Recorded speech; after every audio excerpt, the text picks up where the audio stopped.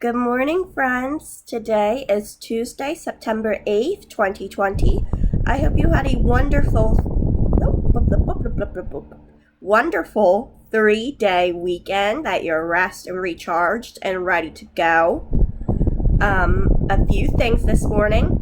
Please remember that all kiddos, the best way to communicate is through Hangouts. So if you have a question, please send it to me individually so we don't confuse other kiddos in our group chat. And in the group chat, you could check out our morning messages, things that are important to everyone, and say hello to your friends. And learning coaches, I have decided I've been going back and forth of how to communicate best, and text is not working. So what I'm going to do, learning coaches, if you have a one-on-one question, please feel free to text me. Otherwise, I'm going to send out group announcements via email. So please check your email, your personal email, and your learner's email for anything that goes into the group hangout. And if you have any questions about that, please feel free to ask. So assignments for your classes are due tonight at midnight, so please make sure you're working on those. If you still have Ignite assignments to do, please make sure you're working on those as you complete your coursework. And let's take a look at the calendar. So you will have an assignment this week in social studies, if you're in kindergarten, about calendar. And I think I'm going to send it out to first grade as well, because I think it'd be very helpful for you. So first things first, check-ins. Today is Tuesday the 8th. So I have check-ins today with Eva at 10, Ari at 10:20, Grayson at 10:40, Brooklyn at 11, Shar at 11:20, Gabby at 11:40, Mason at 12:20, Preston and Quentin at 1, Finn at 1:40, Emily at 2, Summer at 2:20, Layla at 2:40.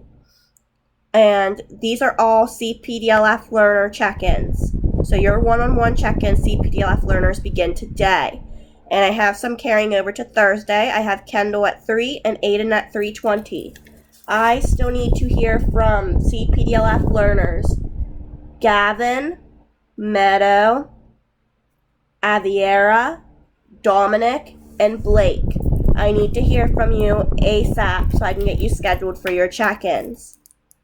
You have individual check-ins this week, so if you do not schedule an individual check-in, you will be marked absent. So please make sure that you do that.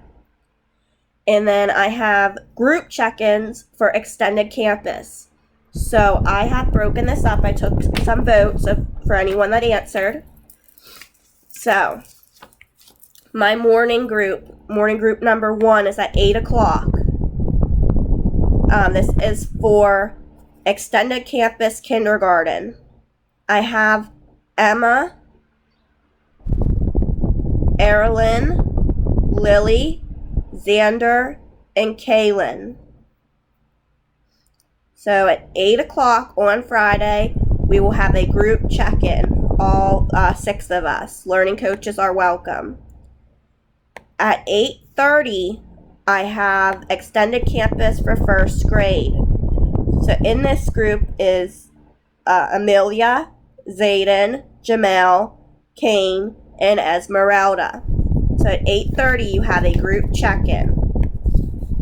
On Friday at 1 o'clock, I have my second round of kinder kiddos. Ethan, JJ, Kiara, and Nayla. So please make sure that if you have a one-on-one, if you're CPDLF and you have a one-on-one check-in this week, to attend your one-on-one check-in. If I said your name in the has not scheduled list, please reach out to me as soon as possible. And if you're extended campus, you have a group check-in, please make sure that you come to that. So then next week, we will have, this is looking ahead, next Tuesday will be one-on-one check-ins with extended campus kids. I have Xander, Kaylin, Erilyn, Amelia, JJ, Ethan, Emma, Lily, and Esmeralda scheduled. I still need to hear from Nayla, Zayden, Kane, Jamel, and Kiera. So please reach out to me as soon as possible, EC learners. You do have a little bit longer to schedule than the CPDLF kiddos because you don't have your one-on-one till next week. But please, the sooner the better. And then next week we will have group check-ins with the CPDLF learners. At 1 o'clock, I have my first round of kinders. And with the kinder kiddos, I have I didn't write them down, Miss Tori. I have Brooklyn, Blake, Charlotte, Grayson, and Preston. I believe I got everyone. My second round of kindergartners, Miss Tori is not awake yet. I have Aviera, Eva, Gavin, Gabriel, and Mason. My first round of first graders, I have Summer, Ariana, Emily, Finn, and Quentin. My second round of first graders, I have Layla, Aiden, Dominic, Kendall, and Meadow. Alright, so that's for next week. Something else I'd like to point out. Drop-in hours. So, at some point, we are going to begin having learning labs on Mondays and Thursdays from 1 to 3. Learning lab means that all the teachers from K to 12 take turns in learning lab to help out kiddos. So even if I'm not there, someone else would be there to help you with any homework questions that you have. And then I'm going to go to the full week so that you can see. So this is next week. So starting next week, I will have drop-in hour on Tuesday mornings at 9. So from 9 to 10, you can drop in for homework help, to make up a check-in. Maybe it's not your turn to have a one-on-one check-in, but you would like a one-on-one check-in, you can come there. Wednesday, starting this week, we have drop-in hour at 8 a.m. to 9 a.m. Same thing. Drop in for homework help, check-in, and make up, and just another one-on-one. And then Friday, drop in 3 to 4. And, excuse me, I have a little bit of a cold, so please bear with me. So that's that. And, whoops. Live lesson. Tomorrow will be our first live lesson at 3:15. Typically, the ConnectU weekly lives are for first grade only. But for this week, it's going to be for everyone. So everyone is welcome to this first week of ConnectU live lesson. And then next week, on Monday, we will start our first week of theme. So each week we'll have a theme. We'll have a live lesson on Mondays at 3:15. Then you'll have activities to do throughout the week. And then Wednesday will be possibly a live lesson, and that would be just for first grade. Alright, and everything. Your individual check-ins, the drop-in hours, the live lessons, the group check-ins, everything. You have an invite in your Gmail account for CPDLF. Please click yes, and it will be added to your calendar. And again, kindergarten, you have a lesson on this in social studies this week. First grade, I will send you a link to a video so that you can do this too for practice. Alright, I believe that is all I have. If you have any questions, please reach out to me. I'll be more than happy to help you. And let me get adjusted here, and I will get started reading Ramona Quimby, age 8. So stick around if you'd like to read. If not, stay groovy. Have a wonderful day. Alright, friends who are sticking around for Ramona Quimby, age 8. I recorded it on Friday, but it did not post until yesterday. So if you have not followed along with Chapter 2, Part 2, please do that, because it is now ready to go. And in Chapter 2, Part 2, Ramona was playing with Willa Jean and her friend, Bruce, who does not wee-wee in the sandbox. And she finally figured out a way to walk away from the game that she did not want to play. If you listen, do you remember what she walked away from? A game of like Ring Around the Rosie, / a Froggy Went a Courtin', / Dress Up. And she walked away because she claimed she had to do homework, her sustained silent reading, or DEAR, drop everything and read. So today is chapter 3, the hard-boiled egg fad.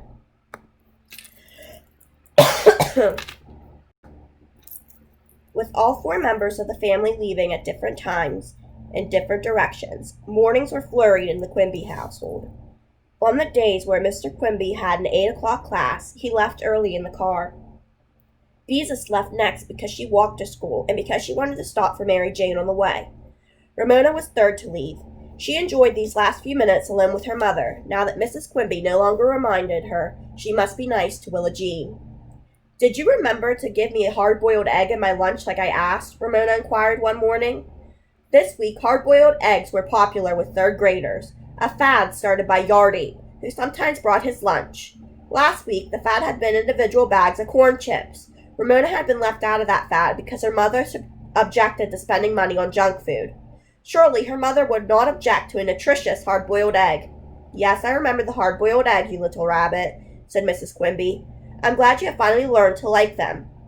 Ramona did not feel it necessary to explain to her mother that she still did not like hard-boiled eggs, not even when they had been dyed for Easter.